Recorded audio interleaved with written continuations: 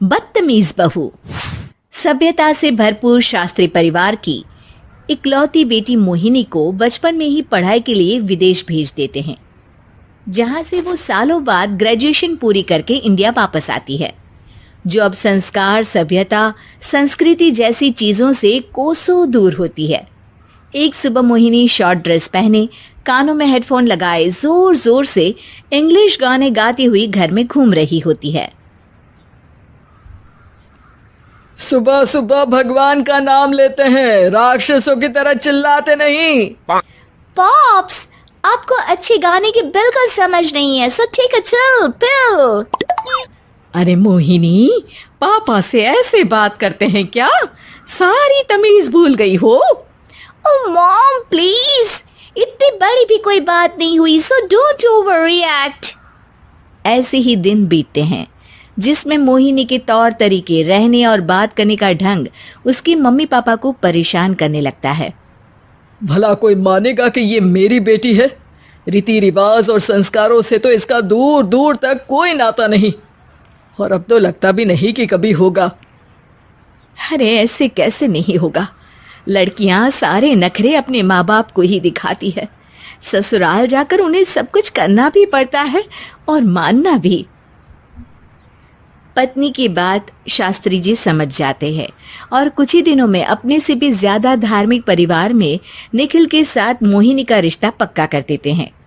रिश्ता तो पक्का कर दिया, पर यहाँ मोहिनी को कैसे मनाएंगे? शादी ब्याह के मामले में आटे में नमक जितना झूठ तो चलता है जी।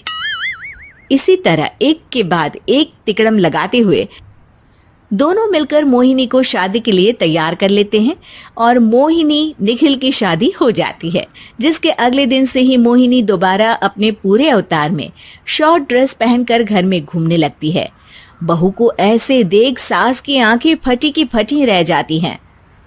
अरे ये क्या बेशर्मी है, हमारे घर की लड़कियां जींस तक नहीं पहनती और तुम बहू होकर इतने छोटे कपड़े पहनकर पूरे घर में घूम रही हो। सीरियसली मॉम, प्लीज आप अपनी इस 80 के दशक वाली सोच में मुझे इंक्लूड मत करो। हाय तौबा, एक तो बेशर्मी दिखाती है, ऊपर से सास के साथ जुबान भी लड़ाती है। अरे जल्दी कपड़े बदल कर आ, घर की पहली आरती तुम्हें ही करनी है।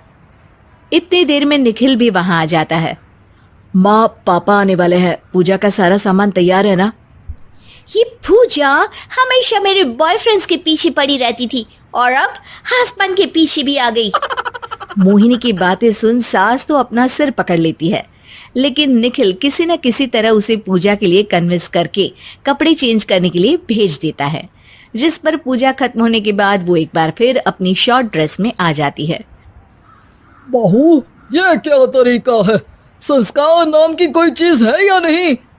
नहीं ससुर जी, संस्कार मेरा दूसरा बॉयफ्रेंड था, अब तो मेरा उससे कोई कांटेक्ट नहीं है। मोहिनी का जवाब सुन के ससुर तो भगवान नाम जपते वहां से चले जाते हैं, लेकिन सास बहू के बीच कहासुनी फिर शुरू हो जाती है, जिसे इग्नोर करते हुए मोहिनी घर से बाहर चली जाती है और देर रात घर वापस आती है। मोहिनी, मैं जानता हूँ कि तुम विदेश में रही हो और तुम्हें वहीं की आदत है, पर यहाँ चीजें कुछ अलग है। अगर तुम उस हिसाब से कुछ एडजस्ट कर लो तो सबके लिए सही हो जाएगा। I am not in a lecture mood. Good night. अगली सुबह मोहिनी देर से उठकर एक बार फिर उसी तरह सबके सामने आती है, जिस पर उसकी सास कुछ बोले उससे पहले ही मोहिनी की दोस्त मोनिका और रेचल वहां आ जाती हैं। Oh hi darling, how are you? OMG, we missed you so much. I missed you too darling. Ram Ram, इन्होंने तो तुमसे भी छोटे कपड़े पहने हैं। अरे तुम लोगों के अंदर कोई शर्म लिहाज बाकी भी है या सब बेच खाई? मोहिनी, तुम्हारी मेड कुछ ज्यादा नहीं बोलती?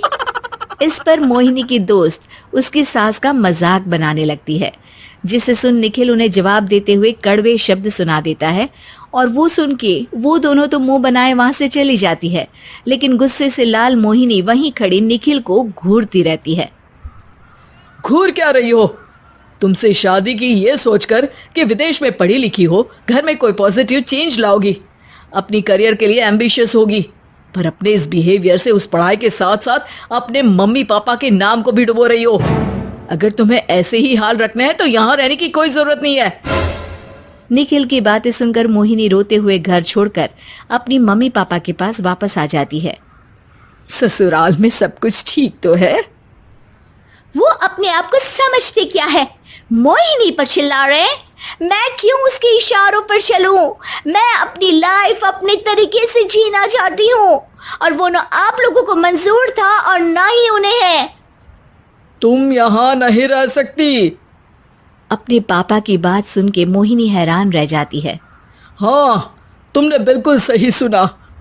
अगर तुम्हें अपने इस घमंड, बेशर्मी और बदतमीजी में ही जीना है तो तुम यहाँ भी नहीं रह सकती।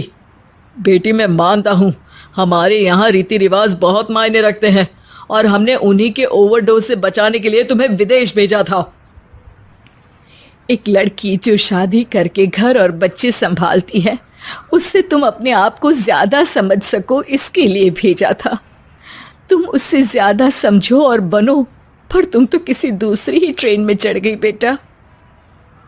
उसके मम्मी पापा बहुत देर तक मोहिनी को सारी बातें समझाते हैं, जिन्हें सुनकर मोहिनी को अपनी गलती का एहसास होता है। वो जॉब ज्वाइन कर लेती है और ससुराल वापस आकर उन्हें मॉडर्न बनाती है और खुद भी कुछ रिवाज सीखते हुए खुशी से रहने लगती है।